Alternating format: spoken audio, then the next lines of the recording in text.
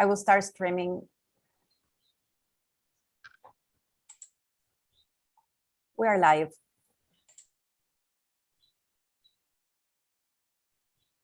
So good morning, good afternoon, good evening.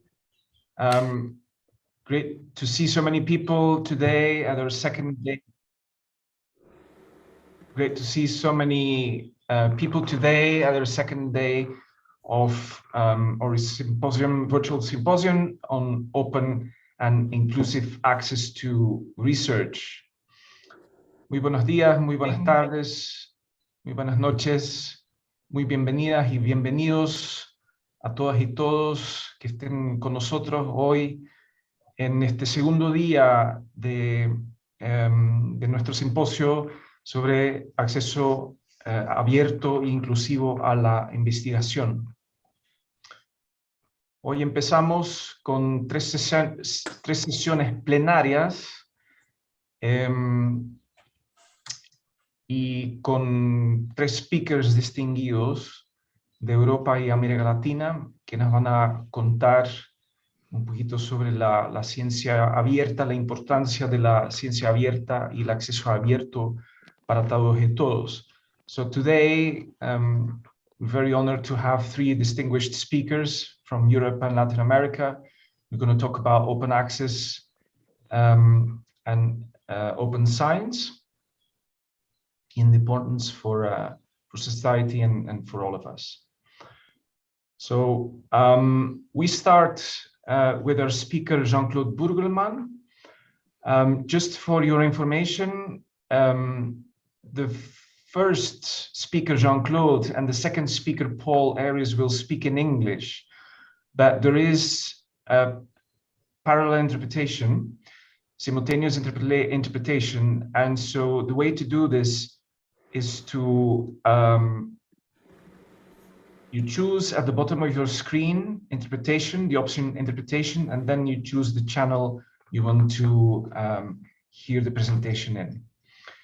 Entonces, los primeros dos speakers van a hablar inglés, pero tienen la opción de escoger interpretación simultánea. Tienen que ir abajo en su pantalla donde van a ver la opción de escoger la opción interpretation, interpretación, y ahí escogen el canal español si quieren escuchar la interpretación simultánea en español, y eso le va a facilitar. Luego Arianna va a hablar en español, va a hacer su presentación en español, y ahí, bueno, obviamente ustedes van a entender lo que dice Arianna. So Arianna will speak in Spanish. If you want to hear her presentation in English, you choose the option English interpretation at the bottom of your screen.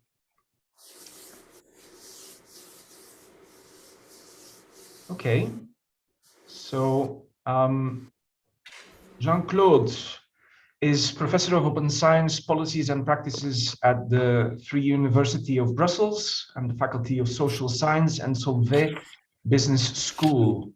He retired in 2020 from the European Commission as the Open Access Envoy and Head of Unit of Open Science at DG RTD. He and his team developed since 2014 the EC's, European Commission's policies on open science, the Science Cloud, open data, and access. So we start with Jean-Claude, who's going to talk about open science and the value of open science. Jean-Claude, just for your information, since there is simultaneous interpretation, please don't talk too fast so that our interpreters don't have any issues in putting this converting this into Spanish. So the floor is yours. Thank you so much, Jean-Claude, for accepting our invitation, and we're all here. Okay, so muchas gracias, Walter. Buenos días a todos. Un placer de vernos otra vez. But I will do it in English, otherwise I have to speak much longer than I'm supposed to speak. So let me start the screen, share the screen, and see if it works. Is it okay, Walter? Yes, we can see it's not in full screen yet. So if you could put it in full screen, then Yeah, go ahead. Okay, so Wouter asked me to talk about the value of open science. Sorry, And it's not on full screen yet, Jean-Claude. Yeah, it is on full screen on my computer. I don't know what happens, but you know what? I'll do it this way. So that's almost full screen. So voila, let's go for it. Yeah, sorry. So Wouter asked me to talk about the value of open science, and then I was mainly first thinking of let's use the arguments which we used inside Europe to convince policymakers between 2014 and 2018 for the policies which in the end became standard now. So it is quite logical that when you start developing this, there is a lot of skepticism. It is quite logical that for policymakers and even within the academic system, not into this way of thinking, to be rather skeptical and to think that open science is a hype and therefore will pass by. So therefore it is important to stress really the value of open science, because it is more than open access, it is more than open data. It is a combination, it is a system change. And I will give you a few arguments, but there are many more. I could talk a whole day on this if you want. I will give you a few arguments to support the transition to open science, and why it is important to make sure that our policymakers support you in that transition, which, by the way, is a transition that is going on globally. It is irreversible, it's unstoppable, simply because we had many changes in science for the last 400 years, and this is the last phase of it, so to speak. And the reason why, the two big reasons why it is irreversible and unstoppable is, first of all, because open science is a better substitute for science than the classical way, or the way we did it in most of the 20th century. And secondly, because it is the best way to offer scientific responses to the big challenges which we have before us. Now, a very strong argument to convince policymakers about the value of open science is always to go back to some real cases. And we in Brussels, in the European Commission, we have assembled quite a whole catalogue, a whole textbook almost, about success stories in open science. But the most recent, and in my view the best success story to illustrate the point that open science is not some marginal thing but an important, essential transition of how we do science, is what we saw happening under the corona pandemic, and in particular the way the scientific world organized itself to find an answer to the virus and develop the vaccines. Now, the way this has happened, it was not labeled open science, but it is de facto open science, because you see the figures there. Public research institutions, private research companies like the big pharma, de facto went for open science. De facto, most of the publications, if not all, on the coronavirus were made available in open access. De facto, a lot of the data underlying and the data needed to do the sequencing and so forth, and to do the retesting, were made available in formats that anyone else could redo them or reuse them. And de facto, this has contributed to speeding up a lot the process of finding a vaccine. All this is documented incrementally, inductively. We are for the moment setting up a little study to synthesize all this.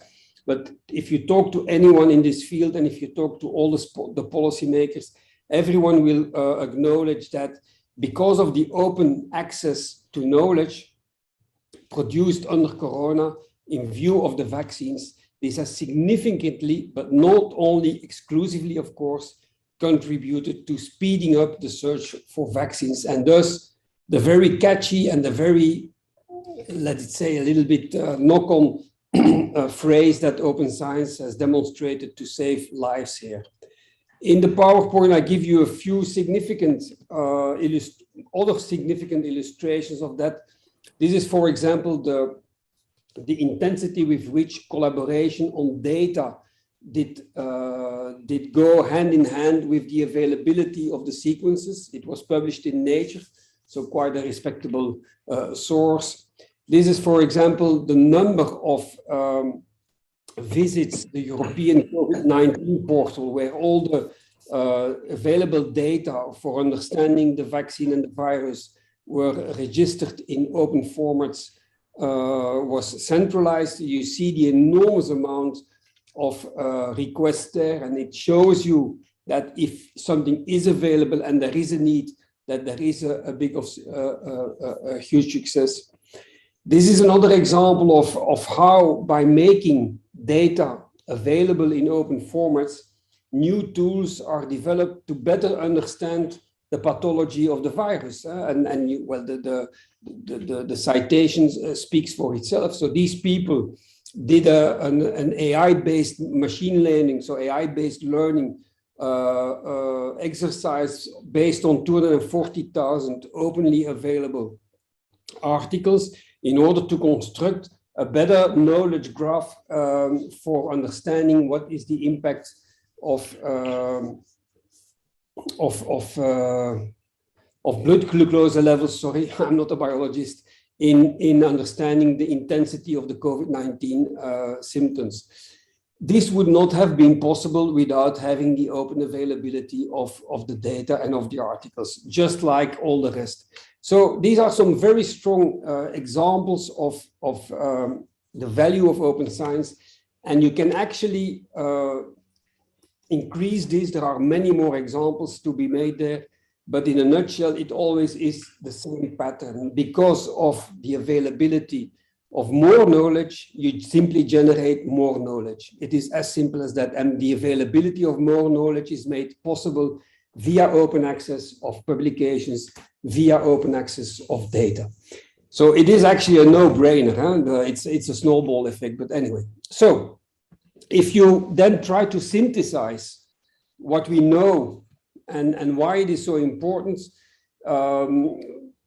And I think you come here up with the key elements why open science has to be supported because of the higher value it is. First of all, because it is a better substitute for the way we did science up till now, which doesn't mean what we did up till now was bad. It's simply... Al comienzo sí la escuché. Say again? Okay, so which doesn't mean that what we did up till now is bad. It simply means that we are more productive now. It has open science as a higher return on investment for the funder. We did studies in Europe that the non-availability of open data will cost us about 10 billion per year. There is a brilliant study by one of your South American colleagues, Narori, a bioengineer, I think, about the economic impact of human Gnome sequencing, which in a certain sense is the first large-scale open science project which you can imagine, demonstrating that having these Gnomes openly available and being reused, creating spin-offs, you have the figures that you see there, 1 billion economic output, 4 million jobs, and so forth.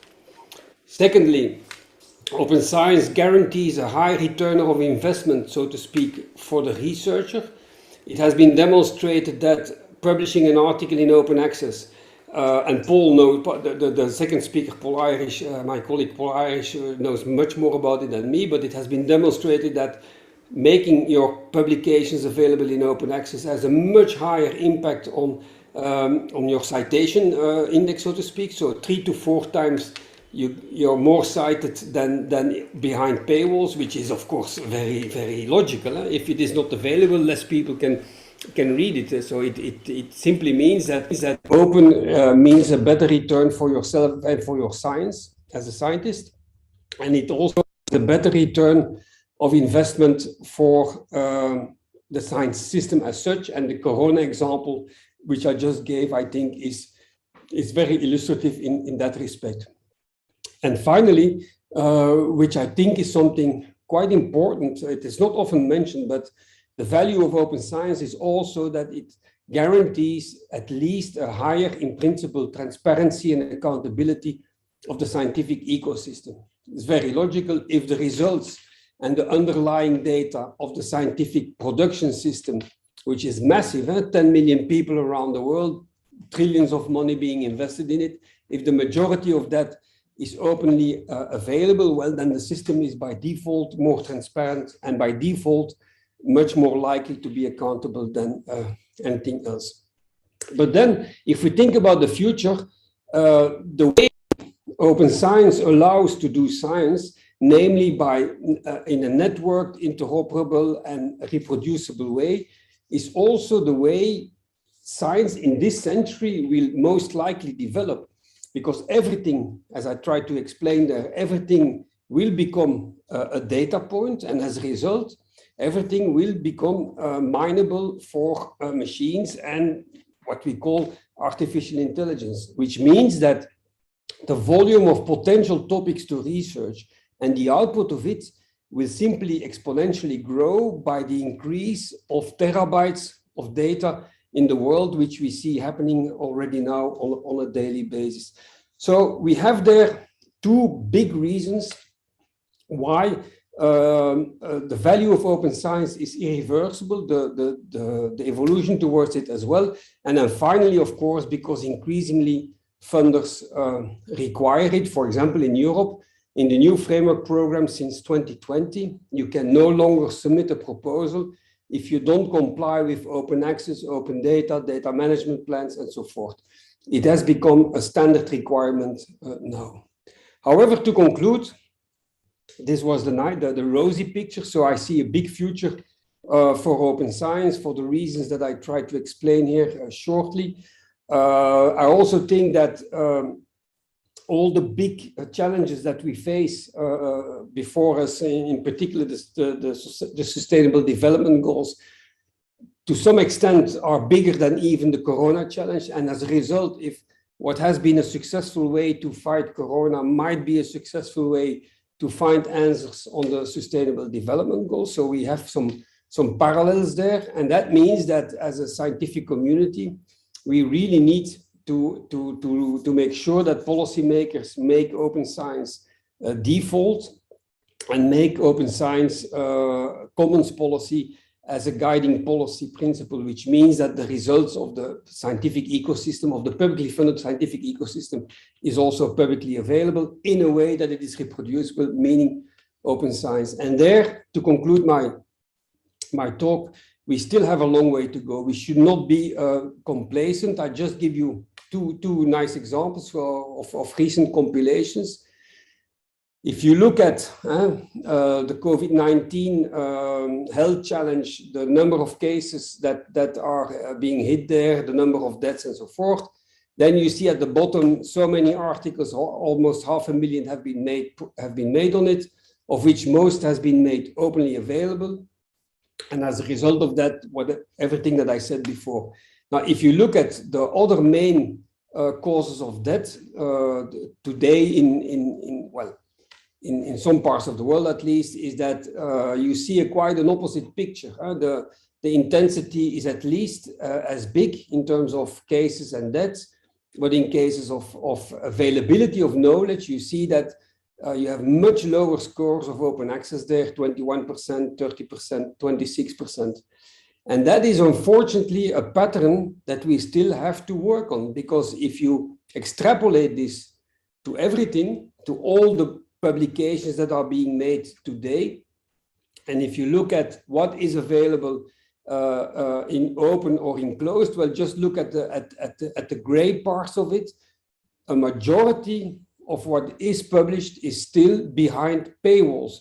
So that is still a huge challenge for us, I would say. And it doesn't mean that because we think open science is the way forward, that the reality follows. So there, I think a lot is to be done for policymakers and for ourselves. But to quote my vice chancellor, she likes Latin. As she always said, this nice quote that be courageous, it is possible, but then she says it in Latin where it sounds a little bit more intelligent. But that is what I wanted to say. Thank you. Thank you so much, Jean-Claude. Very interesting. We will move now to Paul Aries. Dr. Paul Aries is a Vice Provost, UCL Library Services and UCL Office for Open Science and Scholarship. He joined UCL in 1997. He was the president of LIBER, the Association of European Research Libraries, between 2010 and 2014. He was also for 10 years the chair of the LERU, which is the League of European Research Universities, Info Community.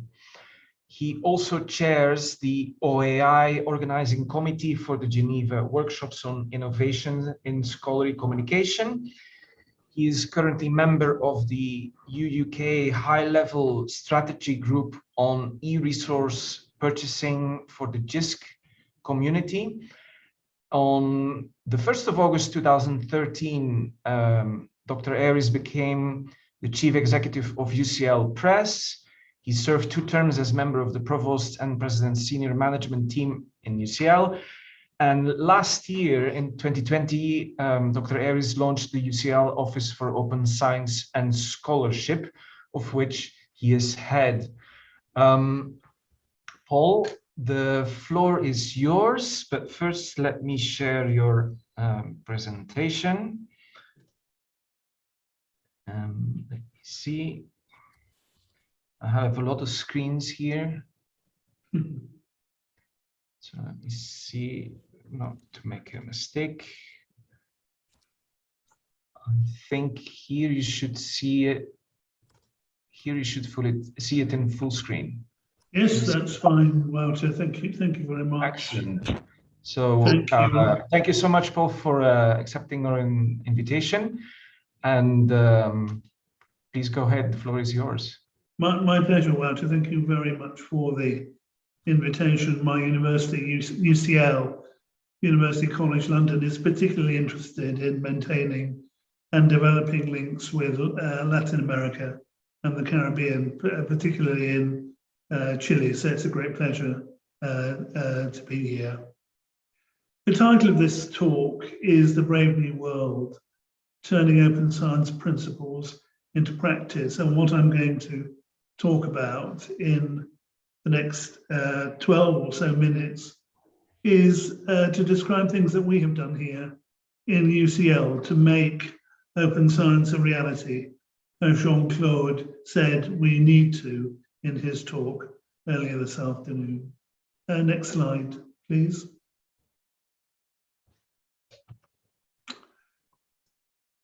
So here in Europe, we take these as the 8 pillars of open science, commonly agreed objectives and goals in 8 different areas of research, education, and skills development. And Walter talked about UCL Press, the UK's first fully open access university press. I'm head of UCL Press, alongside my other duties here in UCL, and that would fit under the heading of the future of scholarly communication. What does scholarly publishing look like? And in all these 8 areas, we have goals and ambitions to deliver an open science future here in Europe. Next slide, please.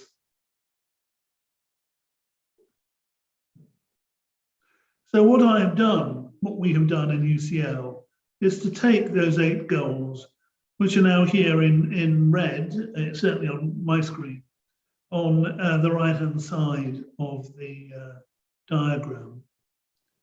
And we place them in the landscape of a UCL office for open science. And the aim of the office, of which I'm head, it was founded by the library here in UCL, although, as we'll see, it embraces many more departments than just the library. The aim of the office is to concentrate on those 3 activities on the left-hand side of the screen in the boxes in the arrow. The aim of the office is to offer leadership, to advocate for these 8 pillars of open science across the university, and then to engage with academic colleagues and professional service colleagues to deliver open science solutions. So the Office for Open Science is a place where open science can happen and where we reach out to the rest of the university to bring them with us on this very exciting journey. Next slide, please, Walter. If I were to look at it as an administrator, this is how open science is organized in the university. Here in orange on the screen at the top of the diagram, you'll see those 8 pillars of open science. Future of scholarly communication on the left, through to citizen science on the right. And we have a team in the university which delivers on each of these 8 activities. So the teams in yellow at the bottom of the screen deliver on the goals to which they're linked. So for the future of scholarly communication, I have an open access team here in the library that manages our open access payments and receipts from research funders who pay for open access publication and expect the university and individual researchers to comply with their requirements. And we have UCL Press, the UK's first fully open access university press, which has been established now for 5 years and is one of the most successful deliverables from these 8 pillars of open science.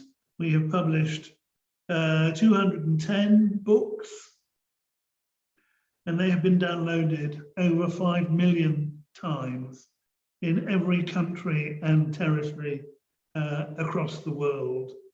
Even North Korea, which is the most closed of societies, has 20 downloads of UCL Press material. Then here on the right-hand side of the diagram, we're coming to pillars of open science activities in open science that don't naturally sit within the library. So there I've reached out to other departments in UCL for awards. For example, I work closely with our UCL Human Resources department, not a department in the library, but human resources in the university. And we have rewritten our academic careers framework to include open as a basic requirement of doing good research in UCL. So the 3 boxes in light green are activities where the library has reached out to other departments and we work with other departments to deliver on the goal. And then the last goal, the pillar of open science, bibliometrics, which comes under the next generation metrics pillar in open science, is a joint activity between the library and the research office here in UCL.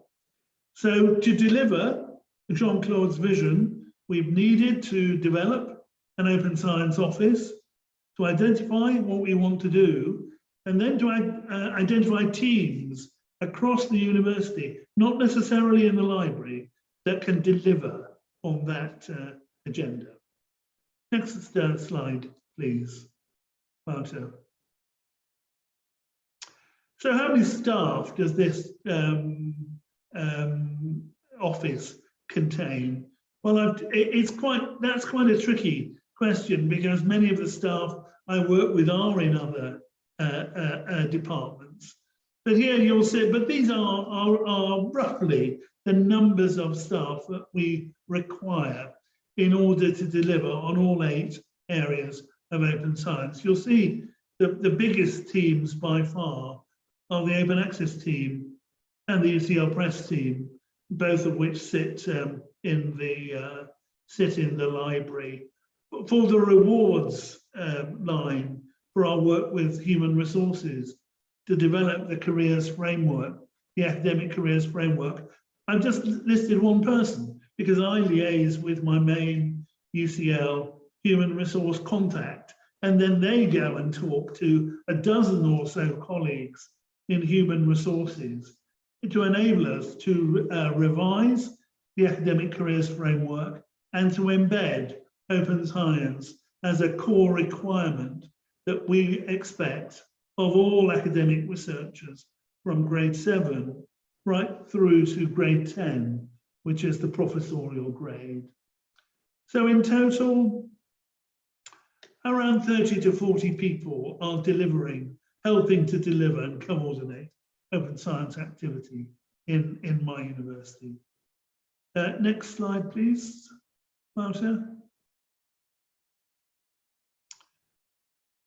So here I've listed just one or two themes. I won't go through them all because you'll have the slides to look at after the talk.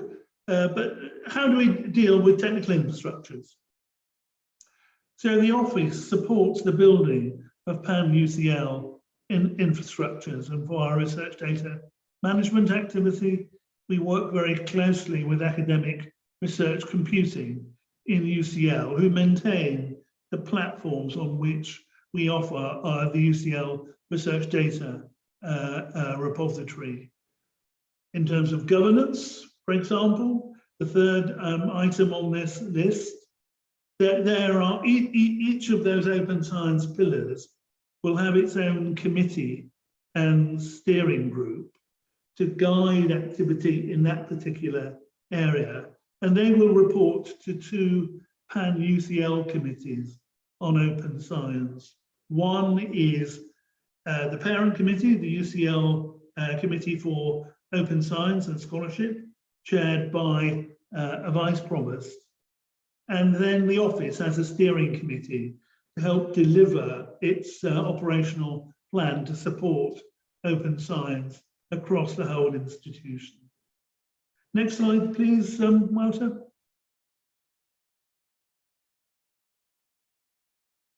So I said that activities were planned in all these areas, and here on the right-hand side, you'll see what we're delivering to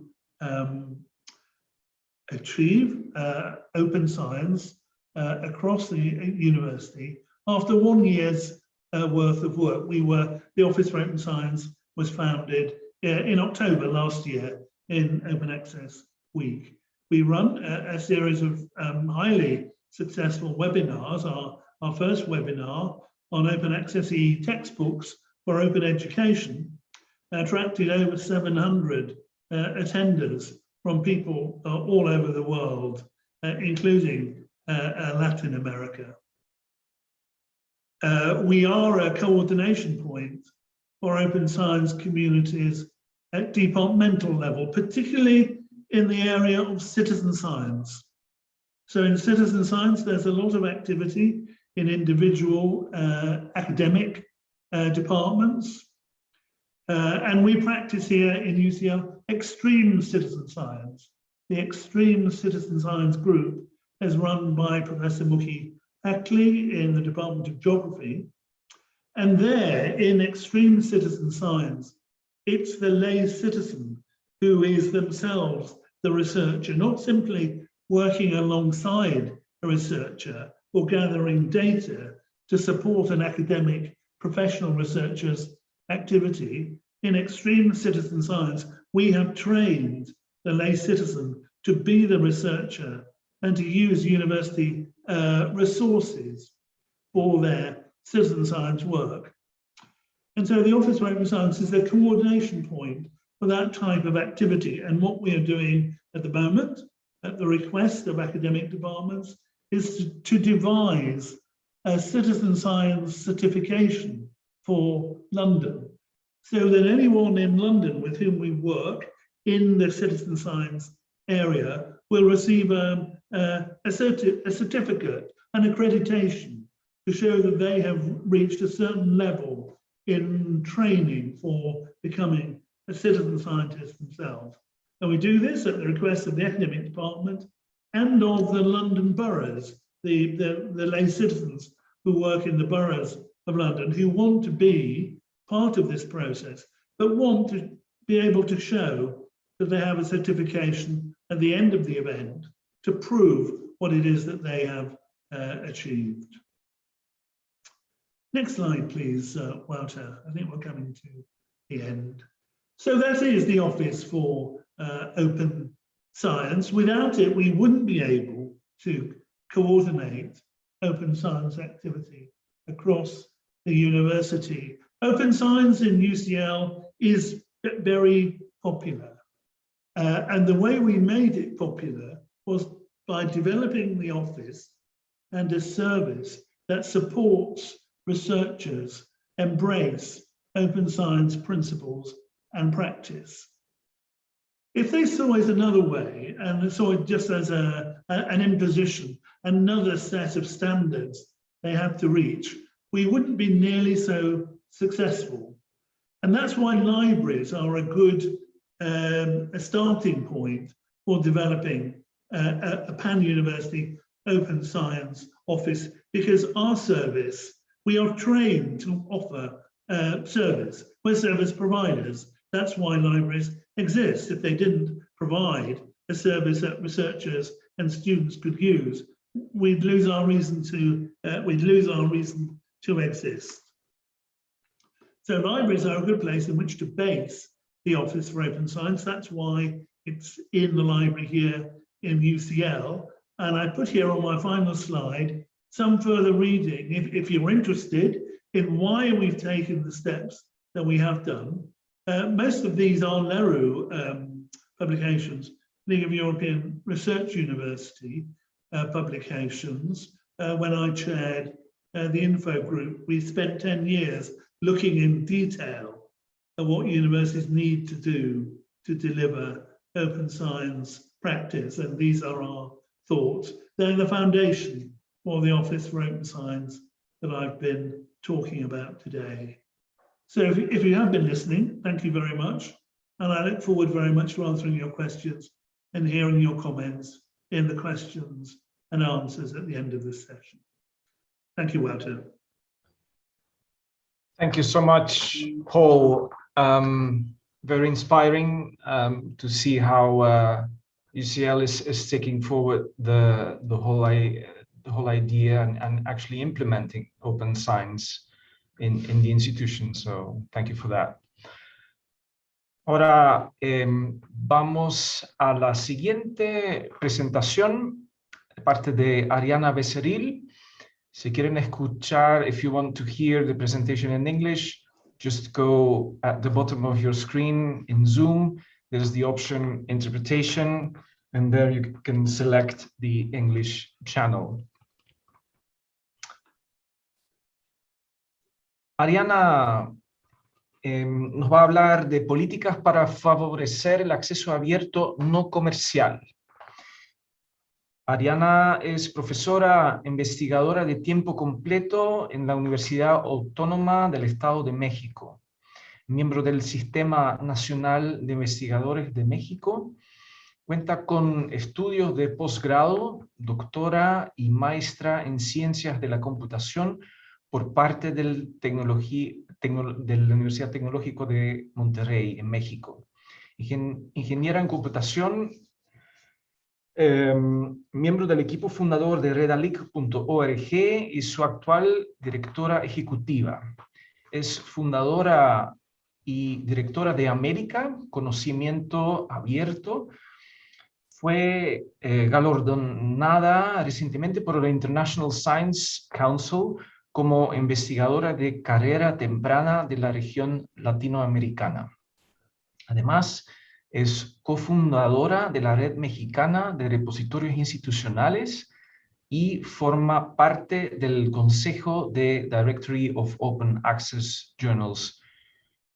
Arianna, Muchísimas gracias por aceptar nuestra invitación. Realmente un gran honor y agrado tenerte con nosotros y te escuchamos, por favor. Muchas Arianna. gracias, Wouter. Thank you very much. I'm really honored to share this panel with Jean-Claude and also with Paul. El día de hoy voy a hablar en español. Aprecio que haya también una posibilidad de hacer esta conferencia bilingüe, que es muy importante también para poder tener la discusión con el público que nos escucha. Y saludos a todos de tantos conectados, tenemos más de 200 conectados. Muchas gracias por estar aquí. Bien, yo quisiera traer a la mesa y a la discusión, más que una presentación de resultados, es una reflexión acerca de lo que se considera apertura y cuáles son las discusiones que desde nuestra perspectiva del trabajo que realizamos en las diversas iniciativas que trabajamos y sobre todo desde la perspectiva latinoamericana, qué es lo que vemos en la evolución del acceso abierto y de la ciencia abierta y más quisiera centrar en mi presentación en estas reflexiones. Para mi punto de vista, la discusión acerca de la apertura en términos de ciencia abierta o acceso abierto debe de ir mucho más allá de contabilizar lo que está abierto versus lo que está cerrado. No podemos decir que es un éxito el movimiento de acceso abierto o de ciencia abierta con base en la cantidad de artículos y libros que están en abierto actualmente. No solo basta con eso. De hecho, celebramos que, por ejemplo, se estén ahora justo conmemorando 20 años de la Declaración de Budapest. Hemos participado en una consulta acerca de la evolución del acceso abierto y es muy importante darnos cuenta que la discusión no puede seguir, digamos, con base en la apertura o la suscripción. Debe de ir mucho más.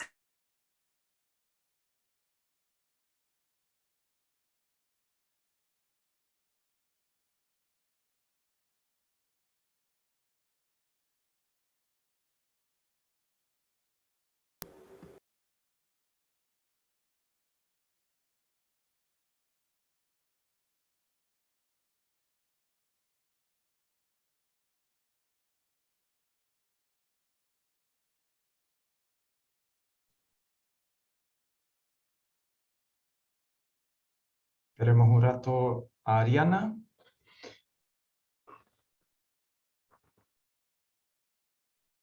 Si Paul y Jean-Claude me pueden confirmar que se escucha bien la traducción en inglés. Tuve por me decía que tenía una desconexión de internet, no sé si me escuchan ahora.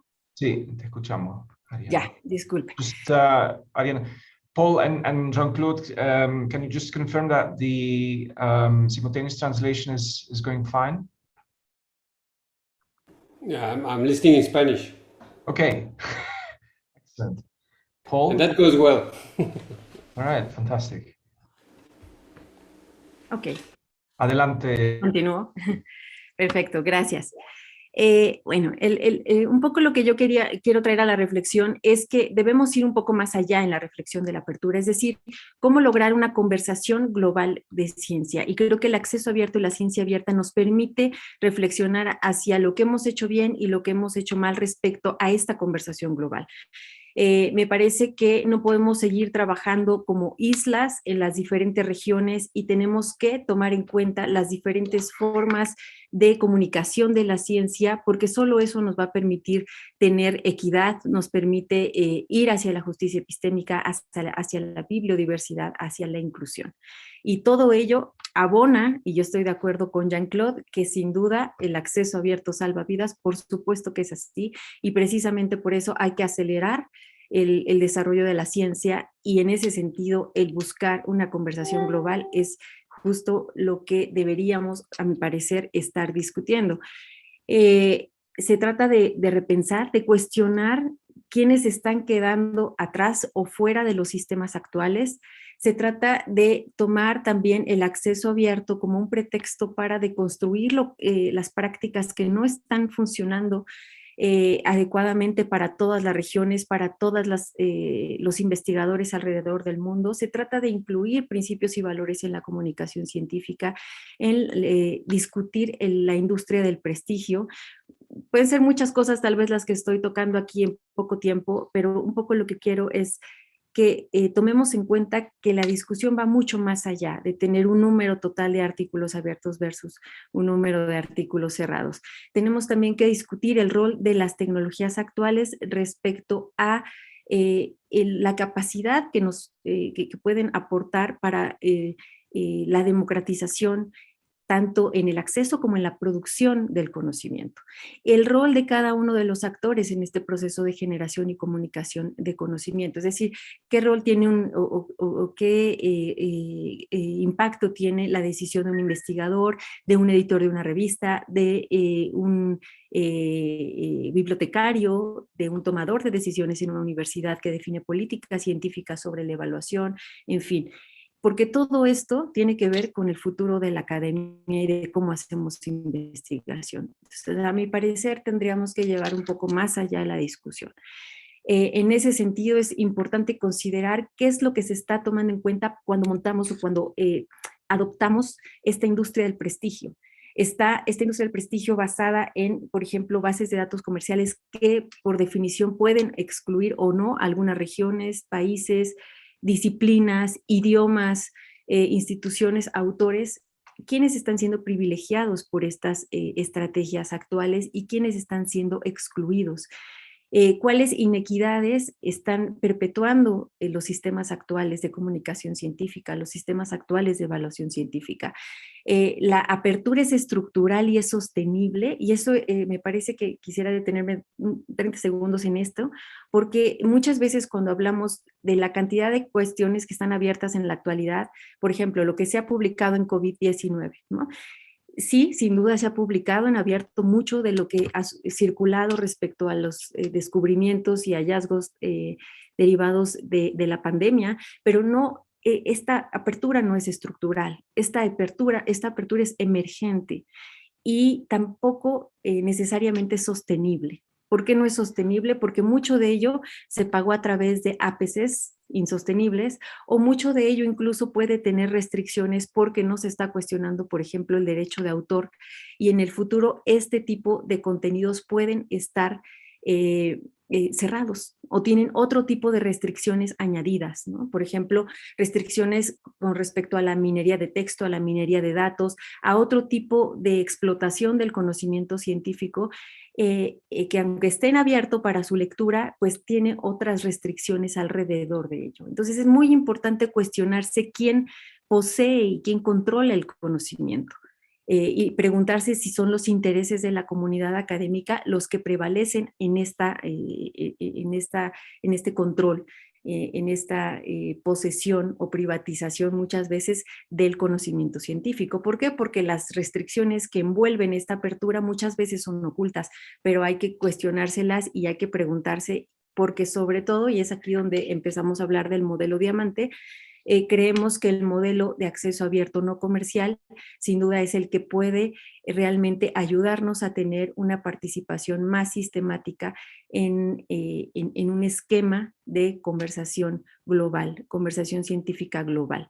Es el que inherentemente no tiene estas restricciones añadidas y que de alguna forma no incluye esta inequidad estructural.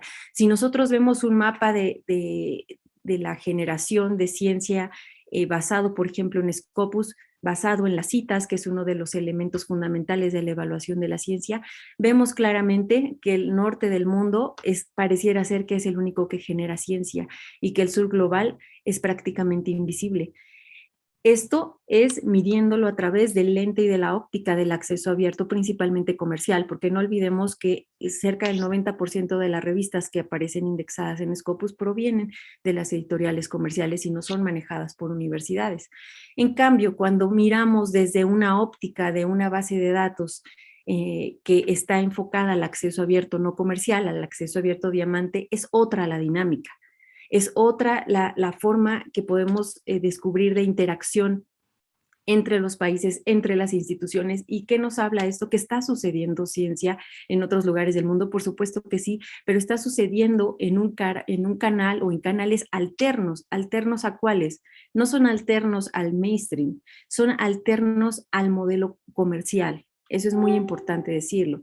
Es decir, nosotros en América Latina hemos llevado de alguna forma la comunicación científica manejada por universidades, manejada por recursos públicos principalmente, y esto ha sido un ecosistema, o ha permitido construir un ecosistema donde no hay tanto costos de suscripción ni costos por publicar, donde se ha hecho una distribución de los recursos que se invierten en este ecosistema, en las diferentes universidades, revistas, instituciones del sector académico principalmente, y sobre todo con un beneficio universal. Cualquiera puede entrar a leer o puede publicar en las revistas que se publican en América Latina, no importa que sean incluso de la región, sino de cualquier lugar del mundo.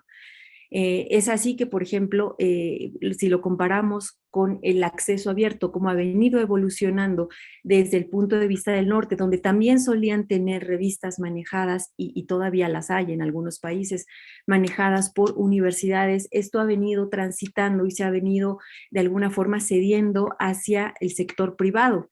Y es el sector privado entonces el que ahora toma el acceso abierto y lo adapta a su modelo comercial, introduciendo el concepto del APC, ¿no? Y causando ahora pues un escenario también inflacionario ahora en términos de APC. La pregunta aquí, y lo que yo quiero traer a la mesa, es un poco esta cuestión. Hay regiones que han trabajado más por la ciencia como un bien público, un bien común, y otro tipo de, digamos, de modelos han trabajado más por la ciencia como un producto comercial, donde se ha privatizado no solamente el acceso a la información y ahora la publicación, sino también incluso muchas fases del circuito de producción del conocimiento, donde hay una baja representación del sur global, donde está apuntalado y de alguna forma promovido por rankings de universidades, por métricas basadas en el factor de impacto que vienen de editoriales comerciales, donde obviamente van a estar mejor posicionadas las revistas del ámbito comercial, porque hay una mayor de entrada representación de estas revistas en estas bases de datos comerciales, y ahora donde se introduce un concepto adicional que es el concepto del APC. Entonces, el acceso abierto diamante nos evita el caer en esta mercantilización del conocimiento, nos permite introducir a la actividad o a la comunidad académica no solamente liderando, controlando, sino siendo dueños de la comunicación científica. Así como la comunidad académica y científica producen los hallazgos de investigación, pues también son responsables de comunicarlo a través de las revistas científicas que editan las instituciones, en fin. No hay una resistencia adicional, por ejemplo, para eliminar las políticas de retención de derechos de autor, lo que sí sucede, por ejemplo, en el ámbito comercial. No hay, por ejemplo, restricciones añadidas, embargos añadidos, restricciones respecto al depósito. En fin, esa transición es mucho más transparente, o restricciones respecto a cuestiones, por ejemplo, como minería de datos, minería de texto. Ustedes saben que lo que proviene de acceso abierto, inclusive de editoriales comerciales, pese a que está en acceso abierto o pese a que paguemos incluso por leerlo, muchas veces no se nos permite hacer un procesamiento masivo de esta información. Eso difícilmente va a suceder en el acceso abierto diamante. Permite el acceso abierto, o al menos garantiza un poco más el acceso abierto hacia un ámbito de largo plazo. Ajá. Y esto es un poco lo que se ha creado en América Latina. Digamos, no tengo mucho tiempo de mostrarlo, pero lo que sí es importante comentarlo es que es un ecosistema que ha sido sostenido por la academia, por la comunidad académica, que tiene una gran cantidad de revistas de calidad, que tiene mandatos de acceso abierto a nivel nacional, a nivel institucional, y que tiene también iniciativas que han permitido complementar también este acceso abierto que se ha dado en las universidades para dar servicios adicionales como visibilidad, edición de revistas científicas, aseguramiento de la calidad, métricas, y hay diversas iniciativas que contribuyen a sostener este ecosistema del lado no comercial. Uno de ellos es Redalyc, que ya tiene casi 1.500 revistas solo de acceso abierto diamante, a través de un modelo en donde nos estamos ofreciendo diferentes servicios de valor añadido a la tarea que hacen las revistas y las universidades ya de publicar la revista. Y es importante comentar que si bien todas estas revistas y este modelo sucede de manera muy ejemplar en América Latina, pues más del 70% de las revistas que están indexadas en DOAC son revistas no APC, son revistas que provienen de un modelo diamante y por otro lado tenemos también esto que ya comentaba hace un momento, en donde creemos que ya estamos llegando al punto de no retorno en una crisis inflacionaria de APCs, y que no necesariamente este modelo es el que va a ayudar a, sobre todo en nuestros países en América Latina, a los países del sur global en general, a transitar el acceso abierto, porque el acceso abierto en nuestros países ya existía, porque no teníamos que transitar a un acceso abierto comercial, porque el acceso abierto ya estaba implantado, ya está implantado en nuestros países, incluso del lado no comercial. Aquí la pregunta es si el sistema comercial de alguna forma está contribuyendo o impactando en la degradación del sistema comercial, del sistema no comercial, que eso es lo que está pasando en muchos países, inclusive en muchas instituciones también en América Latina, que por adoptar el modelo de estar visibles o de publicar en ciertos cuartiles, entonces incentivamos a los investigadores a publicar en revistas que ya sea que cobren por publicar o que no sean de acceso abierto, porque están mejor posicionadas en las bases de datos donde nuestras revistas no comerciales no están, y no es por una falta de calidad, insisto, son canales diferentes de comunicación y el canal comercial no necesariamente integra lo que se produce del lado no comercial. Es muy importante darse cuenta y reflexionar sobre la consolidación que está teniendo el mercado comercial respecto a el mercado no comercial, porque el comercial sí se está consolidando, se está fortaleciendo a través de los acuerdos transformativos. Esta es una lámina que tomé prestada de otra presentación, en donde se habla de la comparativa de los acuerdos transformativos en los países que adoptan el plan S versus a los que no están adoptando el plan S. Y se ve que hay sin duda una organización, una coordinación mucho más establecido, mucho más sistemática hacia la adopción de los acuerdos transformativos para adoptar el acceso abierto. Estos se han visto también muy fortalecidos año con año. Ahí vemos los saltos que se han tenido de acuerdo a los acuerdos transformativos a lo largo del tiempo, y puede ser esto evaluado sin duda como un éxito del acceso abierto. Pues yo dejo la pregunta, ¿podría ser en el sistema, en el sistema de comparar lo que existe abierto versus lo que existe cerrado, podría ser un éxito? Pues sí, pero si lo comparamos tal vez en lo que ha crecido el ámbito no comercial y la ciencia abierta no comercial, pues habría que ver la evolución para ver si esto es o no realmente un éxito. En América Latina no hay APCs, solo el 4% de las revistas cobran APC, sin embargo las que han empezado a cobrar APC lo han hecho en la última década, es decir, no se ve una generalizada adopción del APC en América Latina todavía, pero sí en la última década este 4% se ha venido dando. Y un poco para cerrar, es importante tomar en cuenta que el acceso abierto no comercial, el acceso abierto diamante existe, es de calidad, es mucho más sostenible en el tiempo, no contiene este tipo de restricciones añadidas, permite la conversación global, pero necesita también diferentes contribuciones. Desde el punto de vista de inversión, de sostenibilidad financiera, necesita apoyo el acceso abierto diamante en toda su expresión como ecosistema, necesita políticas de evaluación de la investigación que privilegien también publicar en el ámbito no comercial, y también necesita ayudarse y apoyarse de la tecnología para ser más eficiente, más visible, más competitivo y poder aprovechar todo lo que ya tenemos para poder llegar a una visibilidad mucho más orgánica, hacia una sostenibilidad y un acceso abierto mucho más orgánico y mucho más inclusivo.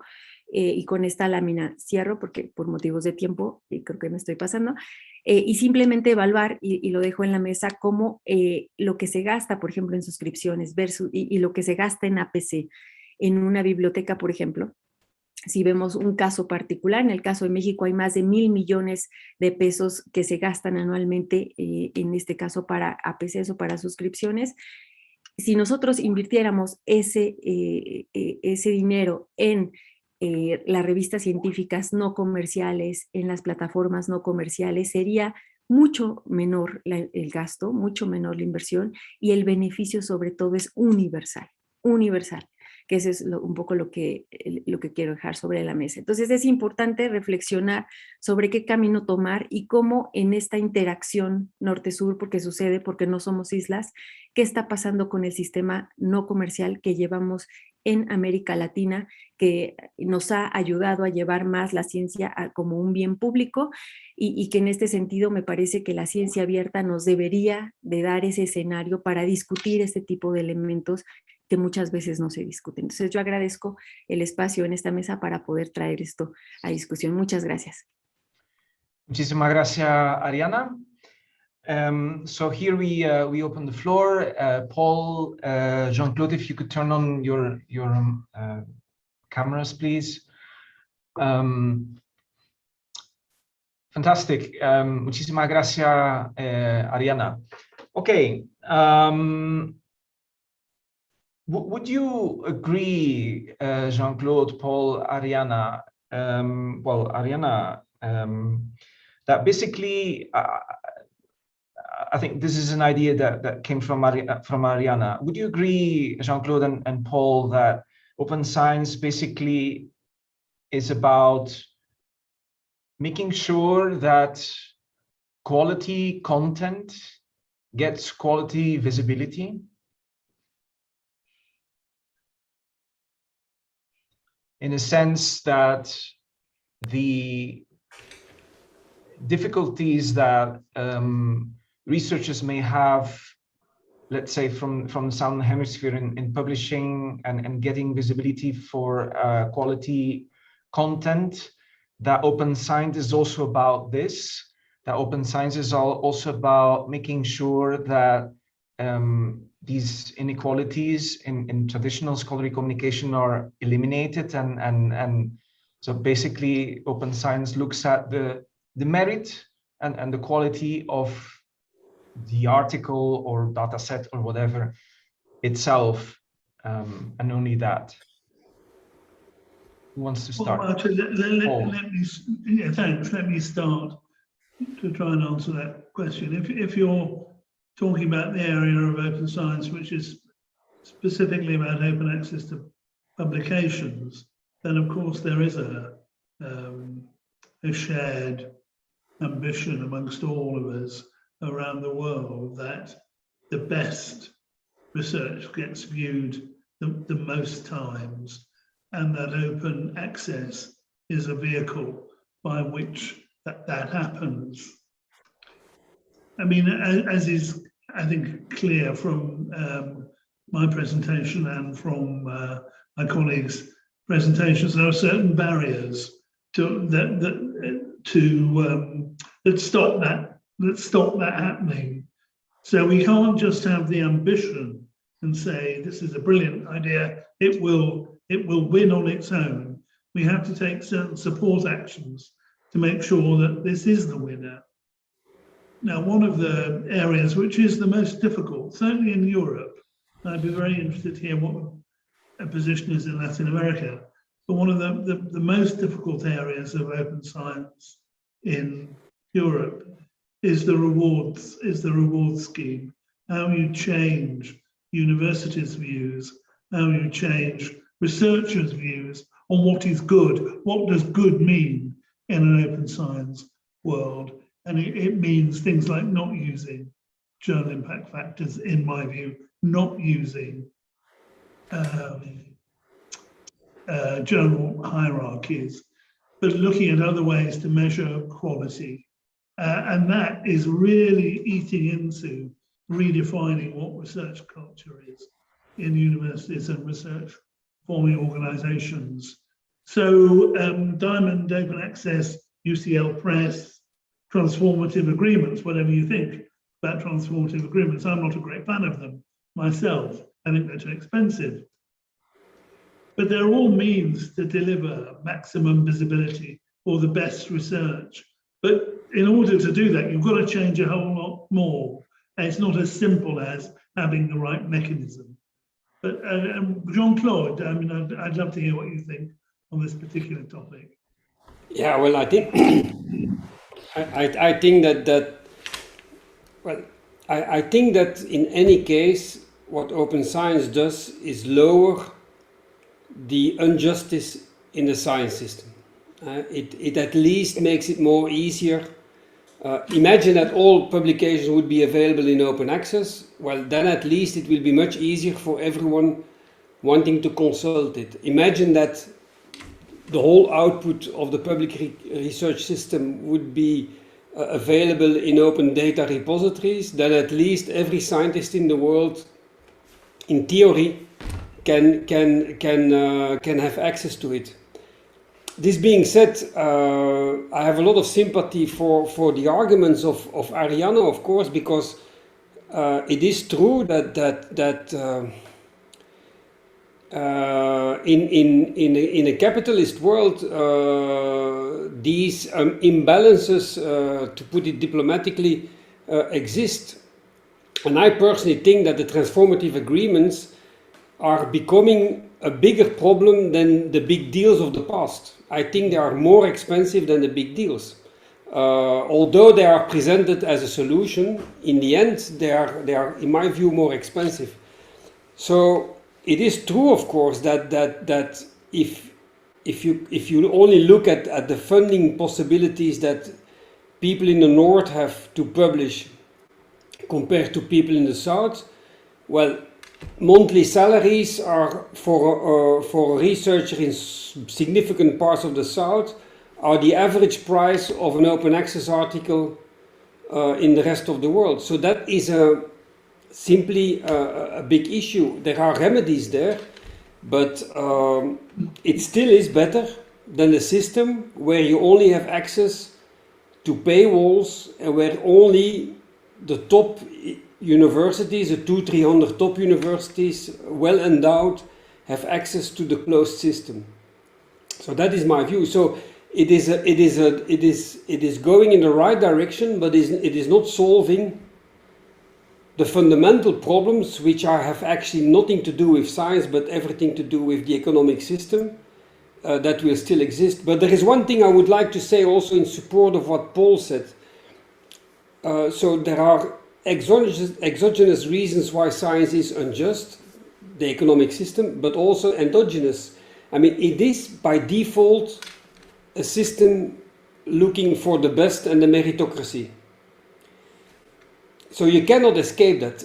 If the idea, and of course it's easier to be the best if you are employed in Harvard and you have a laboratory of 10 people around you. It's easier, but in the end, the science system is very, very discriminatory. Only a few top ideas survive, so to speak, and that will not change. So we have to accept that. But that doesn't mean that everything under it should not have the possibility to get there, and that's what we try to do with open science. Arianna?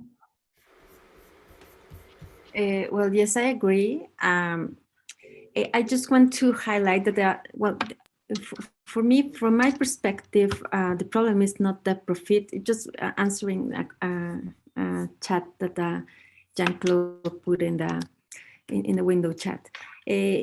It is not the profit itself, and I agree that there are some inequalities that are structural that open science and open access cannot address. It is it's very, very true that, but the thing is that I really believe that somehow the commercial approach to open access and these discussions to address commercial open access in general, mainly in the north, sometimes they don't look at other models. So I wonder why, for example, institutions are investing or expending a lot of money in transformative agreements, and they are not doing at the same time, because I understand the dependence and that they need to address the problem from the commercial side, but At the same time, they could be also investing in creating and control, in creating mechanisms to control and to own scholarly communication at the same time. I think in terms of capitalism as well, it is a matter of market forces as well.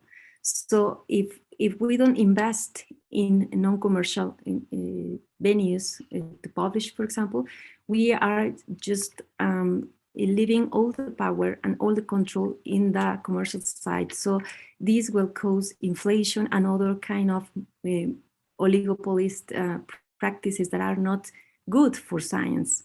So in terms of balance, in terms of have a more balance and perhaps to look for equity, I think non-commercial models should be strengthened at the same extent that the commercial sector is being consolidated with funds and with money, because I think this is a healthier, or this could cause a healthier balance for the benefit of all, not only for the benefit of developing countries. Well, it's my perspective.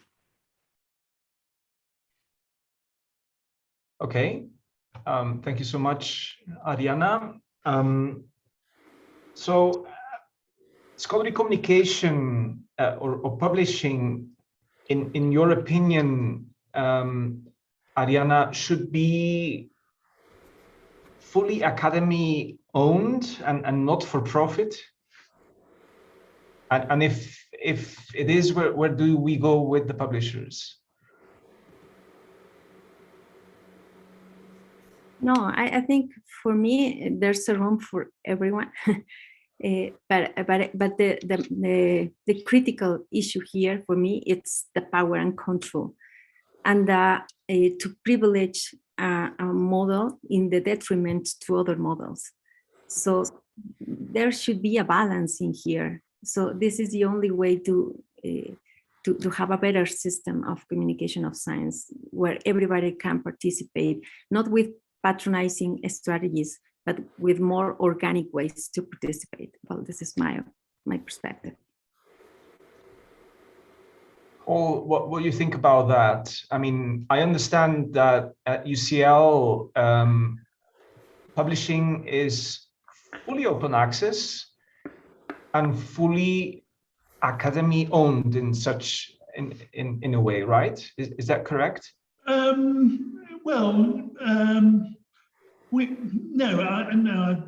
don't think it's quite like that. And what we tried to do is to work with the existing commercial model, but to offer open access, open science alternatives alongside the commercial model, and engage with academics to encourage them to move to open access publishing. So for UCL Press, for example, we don't charge APCs or BPCs, book publication charges for UCL authors. The university picks up the production costs. And I can honestly say, I gave in my talk the statistics for book production and downloads. And 210 books have produced 5 million downloads in every single country and territory, including every country in Latin America. Now, it has transformed. Open access transforms monograph publishing, research monograph publishing, because if you were to go to a commercial provider and publish with a commercial publisher, you might sell, a good outcome would be to sell 300 copies. If you sell 300 copies of a book, that's a good outcome, actually, for a research monograph. I personally think it's a pathetic outcome when you're looking at a global market. Our most downloaded book in UCL Press has been downloaded 500,000 times, and it's by Danny Miller, our professor in anthropology, on social media. So there's no in that area, there's no problem academics want to publish with us because open access is seen as the best form of publication. We've just launched an open access e-textbook platform where I hope in education we will achieve the same results as we have for research monographs. The challenge for us in Europe, I think, comes with journals, because so many academic communities rely on journal hierarchies, and they do sadly rely on journal impact factors to judge quality. That squeezing that out of the system is actually quite difficult. Now, in UCL, you can't use journal impact factors in a public meeting or a public debate. They're not allowed. It's against our policy. When you're returning to our research excellence framework, which is a national evaluation of university research every 7 years, we've just submitted the last 7 years worth of research at the beginning of the year. The boards that do the assessment aren't allowed to look at journal impact factors and aren't allowed to refer to them in their discussions. But even with those sorts of provisions, journal impact factors are extremely difficult to dislodge from people's imagination or as a shorthand way of doing it. We do have alternative journals in UCL Press. They're not yet as successful as the monograph material and the textbook. What I think will be equally successful, the textbook material, because it's working in a different environment. Yes, I'm not a fan of transformative journals. They give more access, but they don't give more equity. So they don't deliver on open science principles. And that's really my main problem with that. I also think Jean-Claude's right. They're more expensive than big deals.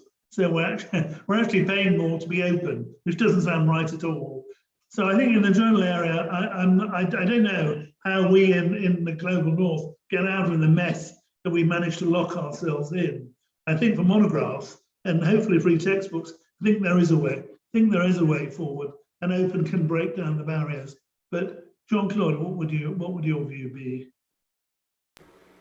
Well, thanks, Paul. So I really think that we are facing a Stockholm syndrome in academia. So no, really, we know what we don't like, we know why it is wrong, and we still can't get rid of it. And it is. I saw it so many times. I had hundreds of discussions on this when I was at the European Commission. And then if you say, okay, in the end, okay, you know what?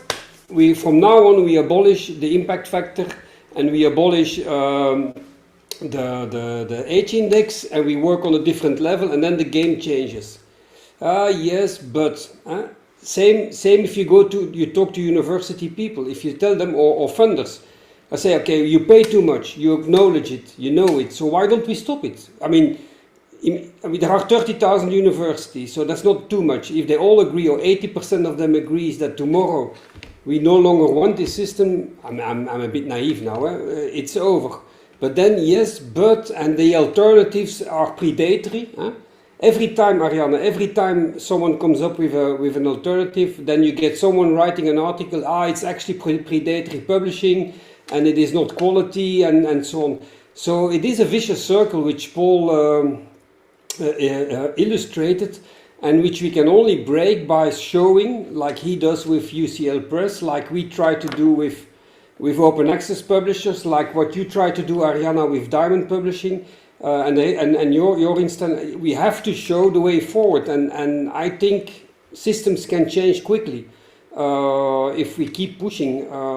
But we have to factor in that it will not go by consensus. It will. I do not believe that we will suddenly all agree, you know what, we change our mind. That's not how things work. And to wind up, the reward system is the Achilles heel. The reward system of scientists is the Achilles heel. If you change that, the whole system follows within a year. So how can we then equip institutions, universities, with the tools that they can play a more prominent role in open access publishing? But I really would like to say also not only open access publishing, because open science is not only open access publishing, of course, it's also about research data management, for example, and it's many other things, citizen science. But I would say probably the most important assets of the institution currently are the data, right? So how do we make sure that the institutions are better equipped so that they can take the path that, for example, Paul's institution is taking? Because here in Latin America, for example, we see that on the national level, there are policies, open access, even open science, open data, et cetera, but that on the institutional level, the implementation is often lacking. I mean, we've seen big progress the last few years, but I mean, there's a lot of work to be done there. Well, Martin, let me start the discussion on that. What can universities do to change hearts and minds and to win people over to an open science way of thinking?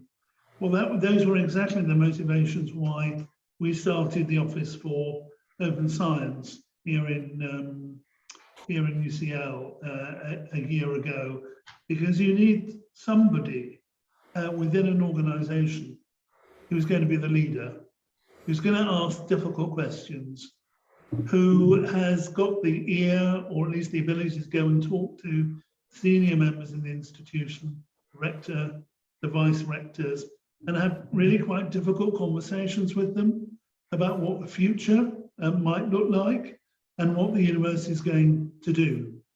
Now, here in UCL, we chose to create the office at a local level, at the level of the university, because we are a large university. For the UK, we are the largest single university currently in the UK, with just under 50,000 students. So I thought we were big enough to be able to do this ourselves. You could take the view, and I have seen other people discuss the view, that an Office for Open Science would work equally well in a region with a collaboration of universities, or at a national level, in Chile at the national level, or in Peru, or in Colombia at a national level. Or you could take the view that an Office for Open Science would work within a professional organization, like a library organization or an academic organization that's looking after a particular area. I chose the institutional model because I thought it would work. And for UCL, it does work. Hey, But what you do need is leadership, and someone has got to exercise that leadership. Otherwise, you're just talking about it, yeah, and not actually doing anything. yeah. Thank you so much, Paul. Jean-Claude? Yeah, well, first of all, I mean, Paul has heard me saying this a few times, and maybe you also, Walter, but, you know, in Europe we have faced the fall of the Berlin Wall, which no one thought, for my generation, growing up with the Berlin Wall, we never thought it was possible, but suddenly it was over. So if that is possible, then we can change this one as well. So that's the first thing. And secondly, what is needed is what Paul said, combined with a top-down approach, that we should join forces. Academia is 10 million researchers, 30 million universities. The gross national value of it is in the trillions. So if we join our forces as academic system on a continental basis and then on a global basis, well then you are powerful. But as long as it is bilateral, okay, Oxford and UCL have much more power than Brussels and Chile, I assume, but still compared to it is peanuts. So we must find ways to join forces there, and that's what I start advocating the last time, this year at least, is that we must go for an acceptance in the United Nations system that science is a commons, and is not a mercado, as Arianna said, only. it is a commons. It can be organized with the efficiency of a mercado, but it is not to be mercantilized. And that, I think, are the levels on which we have to work, but certainly not wait and already act like Paul said in UCL. Thank you so much, Jean-Claude. And then finally, Arianna, and with this, we are closing this session. I know that there's many other things to discuss, but we will have to close. So Arianna. It's a very interesting conversation. Yeah. we can keep going. Well, yes, it is very important to collaborate. It's very important to know each other. And just perhaps it is obvious to say this, but that decisions that are being made in other parts of the world impact in other parts of the world, even though we are implementing the different models and we are in different contexts. So it is very important to recognize that and to seek collaboration. I agree in the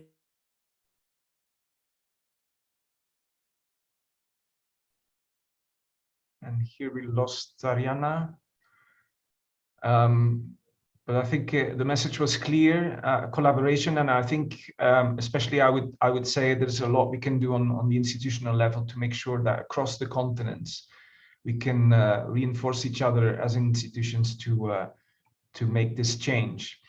All right, so thank you so much, Paul, Jean-Claude, Arianna, for your generosity, your time, your contribution to a great discussion. Great presentations. Thank you so much. It was great to see you again.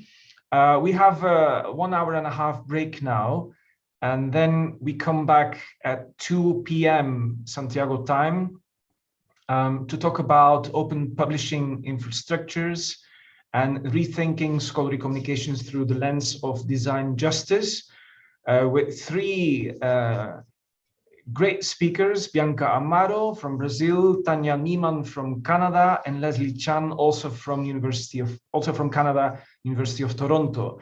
So please be there. We see each other at 2 p.m.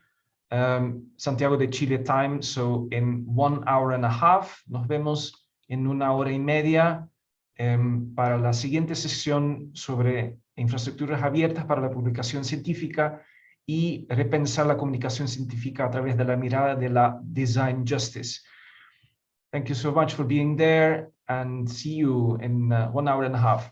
Thank you, Jean-Claude. Thank you, Paul. Muchísimas gracias, Arianna. Take care.